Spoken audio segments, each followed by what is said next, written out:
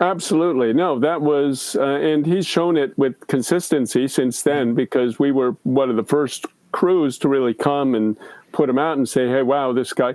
I mean, Vice, which is sort of an arm of U.S. disinformation itself, did a bunch which sort of vilified him and mocked him and so forth. But no, he is 100% genuine, and he's really communicates in a way that people can understand. And, he's not an intellectual who is talking in abstractions. Right. He's saying we just need hospitals, schools, roads, sanitation, electricity, et cetera, et cetera. Like ants in a colony, organize the wealth into a socialist economy. Right. So, that kind of brings us up into more of like the time period that you were filming your series, Another Vision, with Dan Cohen, correct? Correct. Yes. Okay. So just to kind of discuss that a little bit as we get into some of the clips we have from that series, can you just kind of like introduce this character known as Barbecue? Because if I've noticed now, this guy has actually become extremely either, popular or infamous, or however you want to say it, on like social media, on YouTube and things like that. It seems like there's a lot of people that are going down there to meet this guy, to interview him. The Wikipedia calls him a warlord and a gang leader, and all of these things. Right. Can you just can you just maybe introduce who this person is, since he seems to figure so prominently in your series? Well, under Aristide, as I said, there were two coups d'états, one in 1991 and one in 2004. And each one of them featured some villains, bad guys, who were heading death squads and were basically being the arm of the U.S., covertly, of course, and the Haitian bourgeoisie. Yeah. Say? Like Emmanuel Constant? Like Toto Constant, Emmanuel Toto Constant, in the 1990s, who was sort of the face of the death squads, and then a guy called Guy Philippe. But that gets very complicated, because today he's kind of a hero. But back then, in 2004, from 2001 to 2004, he was sort of a coup leader leading a band of CIA or U.S. supported rebels. And so when we got to 2020 and 2019 and 20, Haiti had been sort of in a period where the U.S. had managed to kick out the alternates of Jean-Bertrand Aristide and his so-called twin, a guy called René Préval, who basically from 1991 to 2011 gave us, for those 20 years, we had an alternates of their powers, even though they were interrupted by coups d'états and interventions. So in 2011, the Obama State Department basically engineered the installation of a pro-U.S., pro-capitalist regime in the form of Michel Martelly, which became known as the PHTK, which stood for the Haitian Bald-Headed Party. The guy was bald, and, tête calée also means in Creole, headlong, head first, full on, So it's kind of a double entente. And in any case, by 2019-20, things were really coming unraveled. Jovenel Moïse, who was the president at that time, was a very unpopular figure. He'd been sort of read the Riot Act by Donald Trump, who said, listen, you got to help us with Venezuela. So he became sort of the hood ornament on the U.S. tank, which was trying to crush Venezuela. And he was very unpopular in every way. But there was the emergence in the slums of this guy, Jimmy Cherizier, and his front called the G9. And at first we drank the Kool-Aid. We said, this is Toto Constant. This is Guy Philippe. This is, the bad guy now. So here he is, and we were publishing the human rights reports and stuff here at Haiti Liberté. And then one day, my director here at Haiti Liberté, Bethany Dupont, sat me down. He said, listen, I think we got this all wrong. I think I've been watching this guy who basically was doing his own videos and, putting out his message. And he said, I think the guy's interesting. Go meet with him. So I went down. I was sent down to Port-au-Prince, and I spent a weekend with him, 2 days.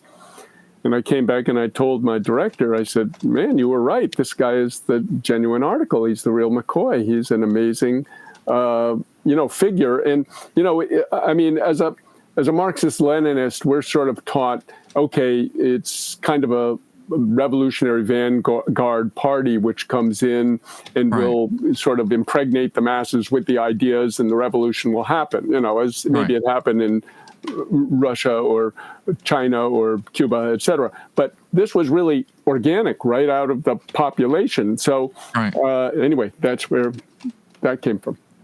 So he, sorry. Yeah. No, you're good. I was going to say he definitely, what's the phrase? The marks of capital are all over my body, right? He definitely delivers that message. Yeah.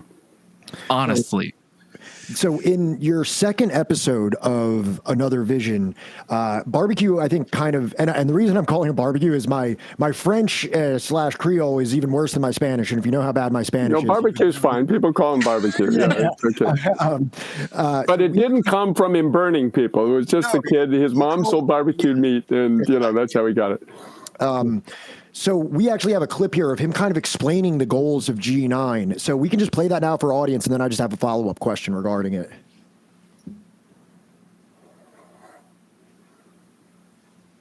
Côté 5% population contrôler 85% richesse pays. Nous avons 60% moun qui emballage 35 ans. Nous avons 70% moun qui pas travail, qui dans chômage. Chiffre ça yo, c'est pas moi-même qui inventé chiffre yo. C'est réalité pays a. Jodi a, moi osé attaquer système là. C'est pour ça que nèg yo vle détruire. Nous voulons une révolution côté que nous pral répartir richesse pays a pour tout haïtien joindre. Même Jean-Papa Nation, Jean-Jacques Dessalines, te vle pour tout petit pays à joindre. Et c'est pour ça qu'ils ont assassiné. Nous voulons une société côté que ce n'est pas sous couleur peau, côté que ce n'est pas nos mamans, ce n'est pas nos papas qui déterminent les chances dans la vie. Ni tout, ce n'est pas dans qui zone ou sorti qui détermine si nous avons libéré ou si nous avons condamné. Haïti n'a privé. Haïti nous voulons. Son Haïti qui investit dans propre petite terre. Son Haïti qui investit dans la production locale. Ça nous doit connaître système ça qui l'a jodi. Son système qui ba yon ti groupe moun toute richesse pays. Nous-mêmes nous proposons un système qui voulait toute bagaille mais pour tout le monde. Over the next year, the G9. And if we were still in the Cold target. War, the U.S. would not miss a chance to take that guy out. Well, they're actively trying, and that's kind of my follow-up question here. Well, that is that all these reports, the Wikipedia, Vice, the State Department, they call this guy a gang leader, a warlord, and all of these things. So, my question to you is, with all your intimate experience in Haiti and the time you've spent on the ground and everything like that, do you believe that message is sincere? Absolutely. No, that was, and he's shown it with consistency since then, because we were one of the first crews to really come and put him out and say, hey, wow, this guy. I mean, Vice, which is sort of an arm of U.S. disinformation itself, did a bunch which sort of vilified him and mocked him and so forth. But no, he is 100% genuine, and he's really communicates in a way that people can understand. And, he's not an intellectual who is talking in abstractions. Right. He's saying we just need hospitals, schools, roads, sanitation, electricity, et cetera, et cetera.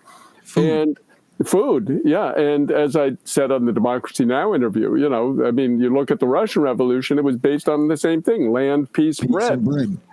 So he's basically taking the essence of all the major social revolutions we've seen in history, social revolutions in the sense that it's not a change just in the, president or prime minister, but in the ownership of the means of production. That's what he's proposing. He's saying, we, the people, need to take over the factories, the ports, the, administration of the state, et cetera.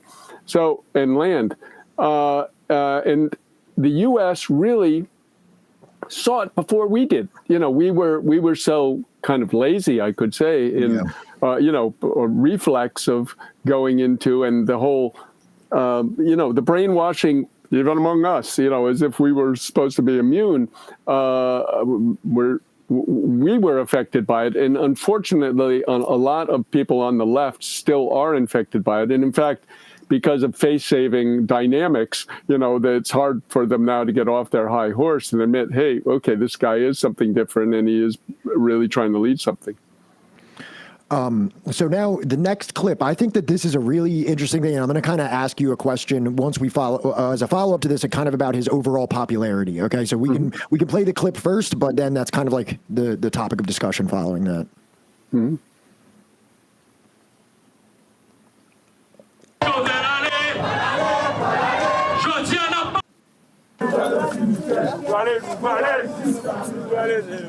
A week later, the FRG9 called for Jovenel Moïse's removal from power in a downtown Port-au-Prince demonstration.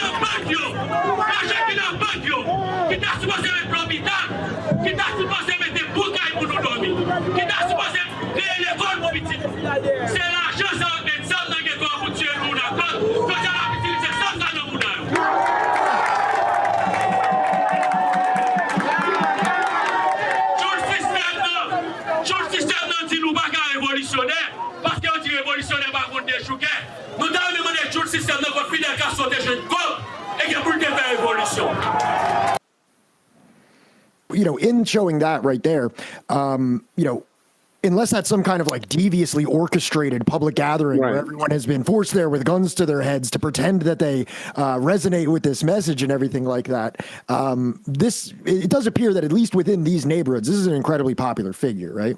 Right. Well, he's become even more popular now because he succeeded in his, I don't want to get ahead of us, but, he succeeded in ousting the U.S. puppet Prime Minister Ariel Henry in February of this year. And now, in the social media period, even though the U.S. is, of course, trying to shut it down, if we take the comments of Hillary Clinton and John Kerry in recent weeks about, we got to get social media under control. But he's taken to TikTok and he holds these basically town meetings, which are national meetings with thousands and thousands of people listening, where he explains everything. And it's really quite phenomenal. They keep shutting him down and then he pops up on another. It's kind of a game of whack-a-mole, which is happening. And, but we're in the midst of it. I think, they've just launched a whole campaign of saying, oh, they're massacring the people. But, revolutions are like this, basically, just like you have in a union battle. Which side are you on? Which side are you on? And you have, workers fighting workers because the striking workers are fighting the scabs who many of them have genuine concerns, might have a sick kid at home or, something they have to get money for, but, they end up fighting. So in any case, those battles he's been having with the recalcitrant forces in the country. And of course, the bourgeoisie is handing out money and guns and ammo right and left to try to create this division among the popular classes.